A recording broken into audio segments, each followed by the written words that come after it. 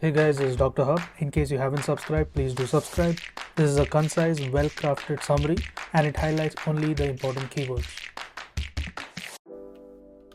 Thyroid scan.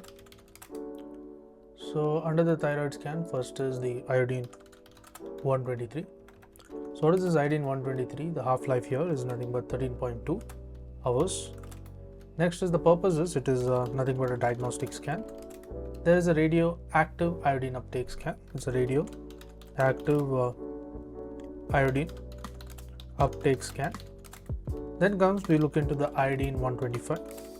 So this iodine 125 has a half-life of about 60.14 days, and the purpose is it is for the radiotherapy or the brachytherapy. So 123 it was for the diagnostic as well as the radioiodine uptake scan. Then is iodine 131. 131 here it has a half-life of about 8 days. So 131 is 8 days, 125 is 60 days, and 123 is 13.2 hours. So the treatment of the thyroid ablation. So thyroid ablation as well as iodine 123, it emits the beta and the gamma rays. So beta and gamma rays are emitted.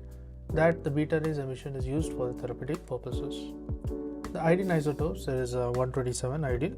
So 127 is a natural and it is not radioactive. 127 is natural and is not radioactive. The iodine isotopes are used in diagnosis. So there is a diagnosis of the Graves' disease. So in terms of Graves' disease, there is a diffuse increased uptake. So diffuse increased uptake and the thyrotoxicosis or hyperfunctioning. Thyrotoxicosis or the hyperfunctioning. Next is a thyroiditis. The thyroiditis is a diffuse decreased uptake. So diffuse decreased uptake. Next comes the toxic multinodular goiter. This has the multiple dark nodules. To learn and grow daily like this, please do subscribe.